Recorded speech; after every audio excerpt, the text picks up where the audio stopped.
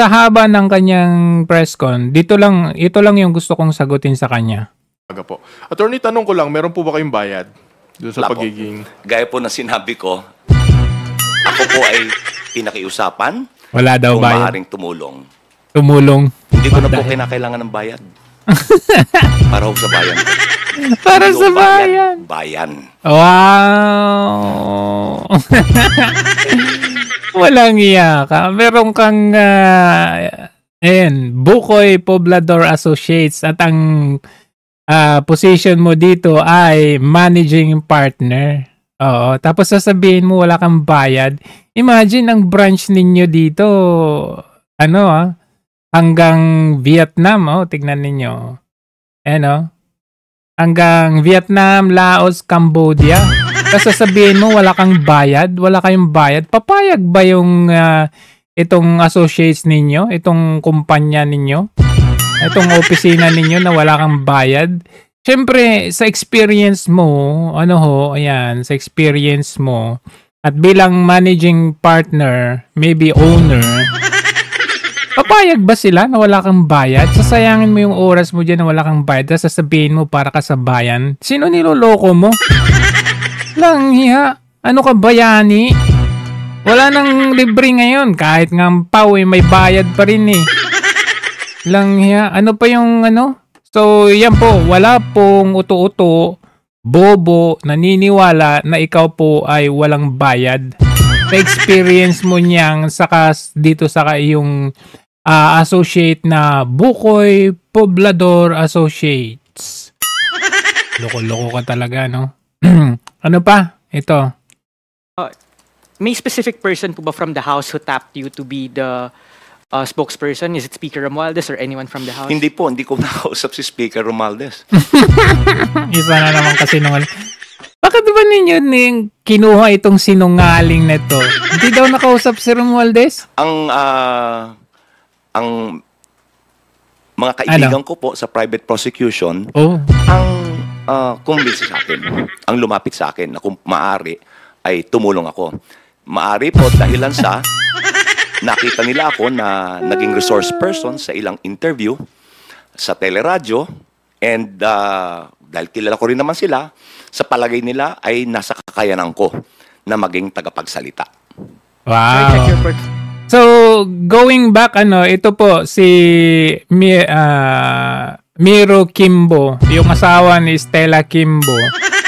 Ito po yung kauna-unahang prosecution naging impeachment spokesperson nung 2012 nung panahon ni CJ Corona.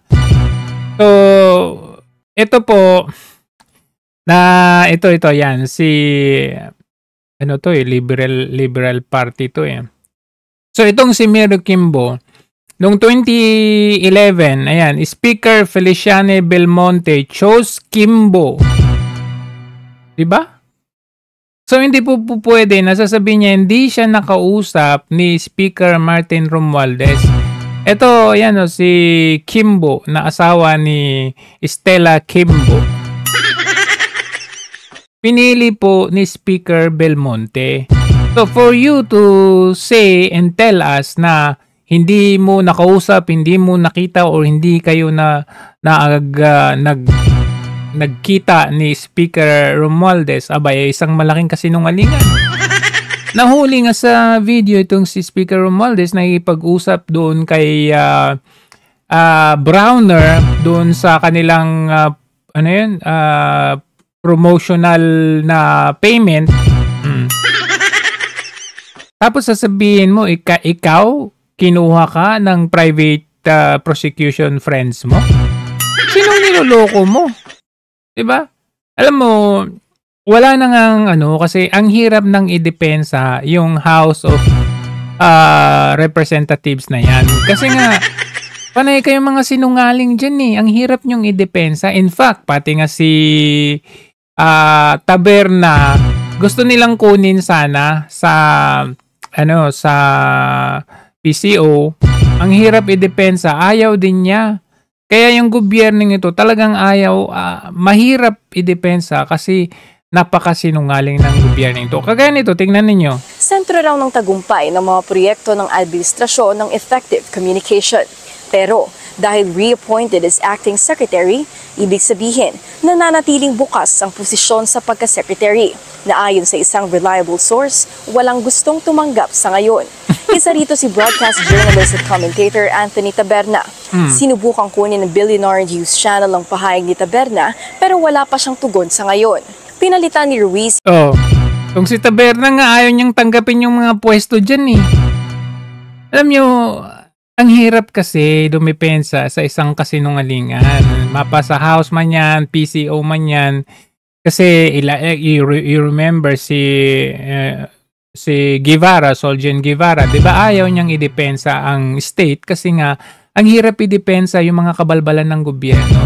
Tapos ikaw, kinuha ka libre. Siyempre, sa hirap ng idepensa yung gobyerno na yan, kailangan nila magtapal ng pera para i-accept ninyo. Hindi naman po pwede. Alam mo, para ka lang magbigay ng libreng serbisyo para sa bayan, para sa gobyerno, if you do have a trust in the government, if you believe in the government na yung gobyerno ngayon ay talagang ginagawa ang trabaho nila para sa taong bayan. Kagaya ni Tatay Digong. Dinoble yung sahod ng mga sundalo kapulisan. So, anong gagawin nila? Talagang gagawin nila yung trabaho nila. Hindi yung pagnanakaw ng kaban ng bayan. Tapos, hero ka? Fake hero yun. Kasi hindi naman totoong malasakit sa bayan natin yan. So, sino inuuto mo? Walang maniniwala. Papalit-palit kayo ng tao. Abante, tapos ngayon, bukoy. Ano kaya ang susunod? Butchokoy? O kaya syukoy? Ano ba naman yan? Wala nang matino sa inyo. Siyempre sa inyo, sasabihin nila sa inyo, okay, para sa bayan, para sa tao, para sa ganito. Kasi meron kayong pinapanigan. Oo, papalakpak sa inyo mga bobo, mga tanga. Dahil kampi kay Martin Romualdez, wala pong maniniwala sa inyo na hindi kayo nag-usap ni Martin.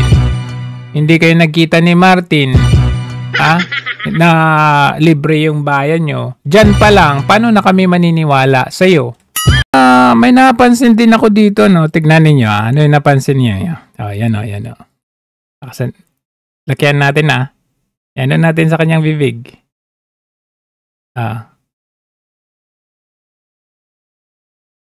Mali po yun. Okay po. Sige po. Yun lang po. Thank you, Okay, Attorney. salamat din.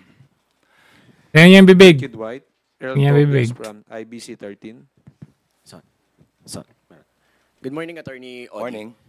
Sir, hingi lang po ng reaksyon sa meron po kasing mga bagong alegasyon na galing kay Vice President Sara Duterte. Babasahin ko na lang po. Sige po. We all know that, first, the congressmen did not read the articles. Di mapakali ang bibig, Second, many of them received a budget or many in exchange for their signature. Ang context po nito, o ang tanong ay, Ano nangyari? allegedly, sinasabi ni VP Sara Duterte, Nangyari sa bibig? hindi muna binasa ng 215 lawmakers sa impeachment case bago ito pirmahan. Hindi mapakali ang bibig mo, Nangyari? Unang-una. Bakit yung mga nilalagay nyo sa pwesto yung hindi mapakali ang bibig? Ito po naman kanina po na Attorney, last na lang from my end. Hindi mapakali ang bibig Wala sa konstitusyon. Basically, yung pagmumosyon ng mismong senator judge and that Senator De La Rosa himself is acting like a defense counsel. With that po, is it also fair to now state that whatever happened to the Senate sets a bad precedent doon sa 20th Congress na mag-hold ng trial? Kasi parang laging nakapipin or hanging by a thread. Pag-tuloy ito with just one motion, pwede na. It's a bad precedent. Ang ayos. Wala yun. Last na lang, sir. Promise. As the spokesperson, do you have a direct message to the senator judges? Di mapakali ang bibig Ang aking nanunuyo na ba ang lamunan? No party, tento na ako doon. Din. Thank you, Earl. Ines Capanti from GMA Online. Good morning. Good morning. Morning. Nanunuyo. Yung sa about the counsel, the defense counsel of the vice president. Is there any Hindi mapapakali. legal impediment on the part of the House? That's why it wasn't received, the notice of appearance. May legal impediment po ba? That's why Hindi ko you po, can't accept. hindi ko po na, kasi bago Kaya lang na po yung, yun eh. kaya na po yung bahala. Bakit ganyan yung kanyang bibig? Hindi ko pa ho